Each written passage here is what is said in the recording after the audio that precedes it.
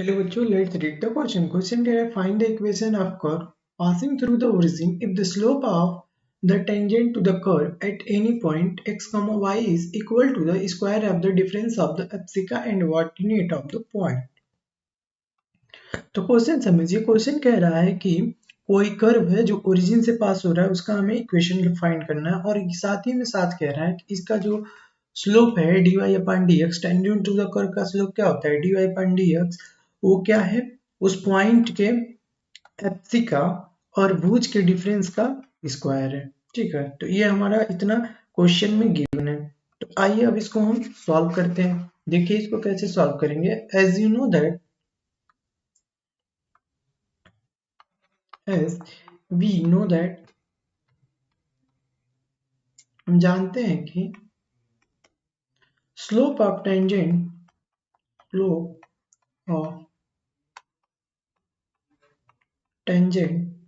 To the curve at any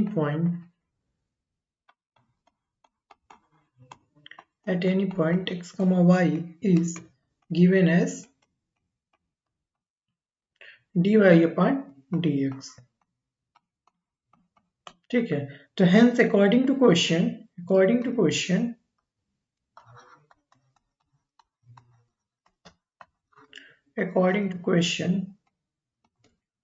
के हिसाब से dy upon dx equals to क्या है x माइनस y का होल स्क्वायर। इसको इक्वेशन 1 मान लीजिए। अब एक डिफरेंशियल इक्वेशन हो गया। अब इसको सॉल्व करके हम रिक्वायर्ड करके इक्वेशन फाइंड करेंगे। तो इस डिफरेंशियल इक्वेशन को सॉल्व करने के लिए बच्चों लेट कर लेंगे कि let x minus Y equals to z। तो ये हो जाएगा, इसको x के रिस्पेक्ट में डिफरेंशिएट कर दे तो 1 minus dy upon dx equals to dz upon dx। तो dy अपॉन dx की जगह पे हम क्या रख सकते हैं 1 minus dz upon dx equals to z square. तो यहां से हमें मिलेगा,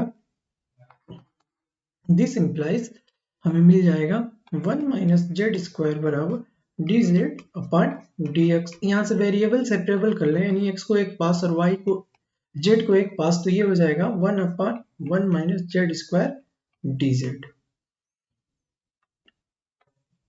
अब taking the integral of both sides, तो ये हो जाएगा हमारा dx equal to 1 upon 1 minus Z square dz। अब चूंकि integral of dx A square minus X square जो होता है बच्चों, वो होता है 1 अपॉन 2a log a plus X divided by a minus X plus C. Hence we have, तो हमारे पास जो इंटीग्रल है वो हो जाएगा x equal to 1 upon 2 log 1 plus Z divided by 1 minus Z plus C. ये हो जाएगा हमारा x बराबर 1 अपॉन 2 log z की वैल्यू क्या है 1 प्लस एक्स माइनस वाई, और ये हो जाएगा हमारा 1 minus X plus Y plus C. चूंकि z की वैल्यू क्या है x माइनस वाई। ठीक है, ये हमारा इक्वेशन सेकेंड हो गया। Since curve passes through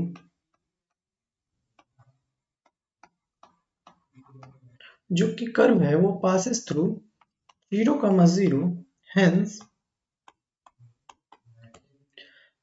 x बराबर 0 एंड y बराबर 0।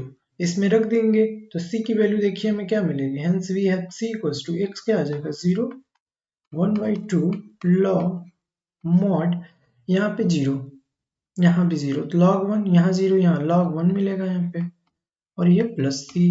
तो log 1 mod ऑफ 1 क्या हो जाएगा वो half log 1 plus c। log 1 की वैल्यू 0, दिस इंप्लाइज c बराबर क्या हो जाएगा 0। तो c की वैल्यू इक्वेशन सेकेंड में रखेंगे। हेंस इक्वेशन सेकेंड जो हो जाएगा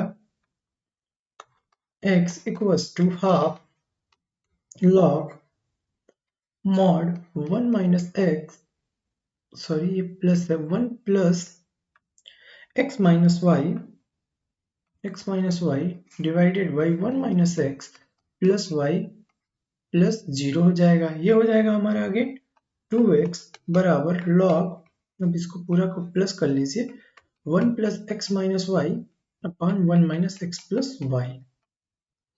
अब ये टेकिंग द इंटीलॉग ये हो जाएगा हमारा e की पावर 2x बराबर 1 plus X minus Y divided by 1 minus X plus Y, या this implies 1 minus x plus y e की power 2x बराबर 1 plus x minus y.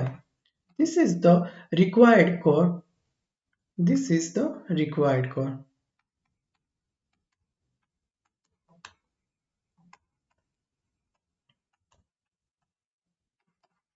ठीक है, आप चाहें तो यहाँ भी छोड़ सकते हैं, ये भी सही है। आप चाहें यहाँ छोड़ सकते हैं, आप चाहें तो यहाँ भी छोड़ सकते हैं, और आप चाहें तो यहाँ भी छोड़ सकते हैं। Choice will be yours. ये भी सही है, यहाँ ये भी सही है, यहाँ ये भी सही है। ठीक है, तो ये आपके ऊपर डिपेंड करता है कि आप एंटीलॉग लेना चाहते हैं नहीं लेना चाहते हैं। बाकी यहाँ तक आंसर, ये चारों आंसर सही है, 1 2 3 4। आई होप बच्चों you understood the solution. Thank you.